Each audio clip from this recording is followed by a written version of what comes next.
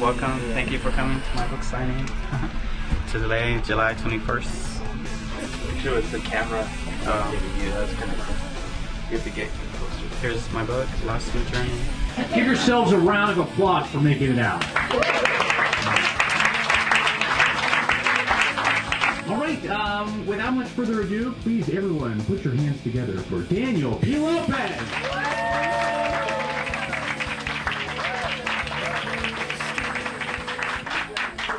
Hello everyone. Well, thank you everyone for coming to my book signing for my 4th published book, Lost in a Journey, and this is the book.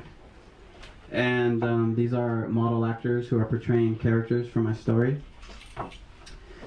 Although this is my 4th published book, this is actually the very second story that I wrote or came up with shortly after I first started writing stories. And my journey as a writer started 20 years ago. This year, I was a sophomore in high school. I just turned 16 years old. And a few weeks later, in October of 1992, I started writing words for a screenplay that ended up turning into my first book, The Vendetta House. The Vendetta House is a little homage to the 80s horror slasher films that I grew up watching as a kid. That is why the book, The Vendetta House, is written kind of like a movie, because that is the way I wanted it to be, or I wanted the readers to envision what I envisioned in my mind. That is just like this story, Lost in a Journey, is written in that way, almost like a little movie. That's why it's not that long compared to some of my other books, like The Story of Miles and Alistair, that are more in-depth and more dramatic and more realistic compared to my life. Lost in a Journey, like The Vendetta House, is like a short little epic fantasy ride. But if you have read my other 3 stories, you should know how different my writing style is. Because as an author, you have to challenge yourself and be creative and be different, not stick with the same genres and topics, and that is how my writing style is. Going back when I was a teenager, all I really had were dreams, and those dreams were what kept me going. Dreams of writing stories and turning them into movies, that was my main passion. So I was always home writing and working on my stories, hoping that someday all this would lead to something good in my future. I didn't have a computer or word processor at that time, so I would write at home, mostly on paper. And then when I would go to school, I would work on the computers and type them out when I could. Whenever I could, I would work on these 2 stories of mine, and I would tell my family and the few school friends that I have and my teachers about my books or about my stories. And most were interested in hearing about them and reading the early drafts. And I remember that it was just a very exciting feeling for me that I enjoyed very much, to create something from scratch and have others appreciate something that I created from my mind. Now, every writer gets their ideas from some source, whether it's real life experiences or dreams or figments from our imagination or books we have read or other movies we have seen. And basically that was how this book of mine came to be. Yeah, but the 2 main stories that gave me the motivation to come up with my own story about the quest of survival and beating the odds were the books The Poseidon Adventure by Paul Gallico and Alive by Piers Paul Reed. As a youth, those 2 stories influenced me in many different ways that I felt as a writer that I wanted to challenge myself by creating my own story of survival, and basically that was how this story came to be. At that time, I let go of the movie thing because writing a story was a lot cheaper than making a movie at that time.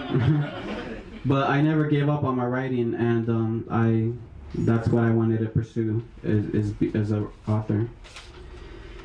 Now, basically, this story, Lost in a Journey, is told by a 16-year-old named Sammy, who is like a reference of me back in the day when I was a teenager. I wanted to put myself in the characters that I created in a fictional world, and just wrote it all on my own, thinking how I and the characters I wrote about and created would have reacted, or things we would have done or said in a chaotic situation, and basically just wrote it all on my own. Even the title that I came up with shortly after I first started writing this book in about March of 1993.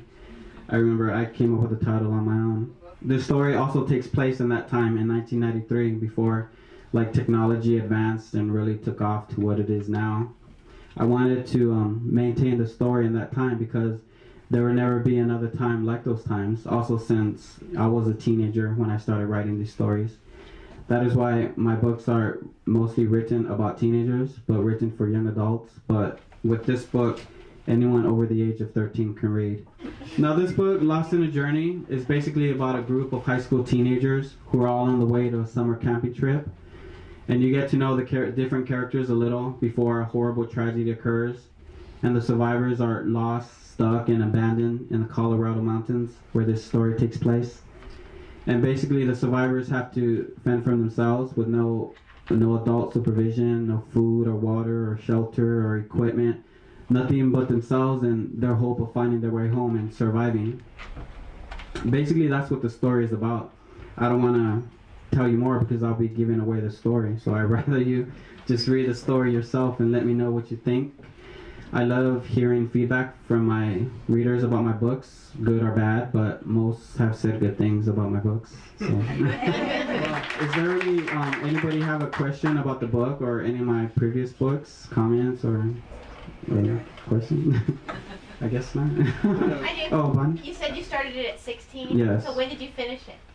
Well, like most of my books, I've worked off and on them for many years, so it was like many years, but for many years it was actually put away, and I just kind of dug it back up and add revisions to it and just rewrote it basically. Yeah.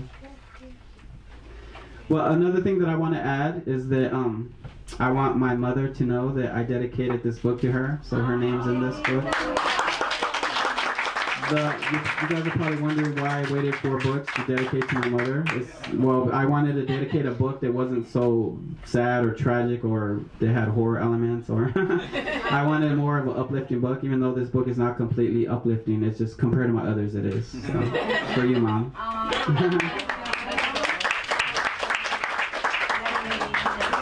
How did you get the illustrations? Was that your idea, the illustrations? I actually came up with the ideas of what I wanted for the cover, and it was my friend who's a producer, John Price, who actually helped me put the book cover together. So, yeah, thank you. And Danny, you're writing the movie script on one of the books, wasn't it? Yes. What it is and why you chose that particular one? Yeah, I'm actually working on the screenplay for my second book, The Story of Miles. I've actually finished the first screenplay for my first book, The Vendetta House, but I think I would rather pursue The Story of Miles because I feel it's more original and it's just more closer to my heart. So that's the story I want to work on as a screenplay and hopefully make a movie. So my next endeavor is to make a movie off one of my books.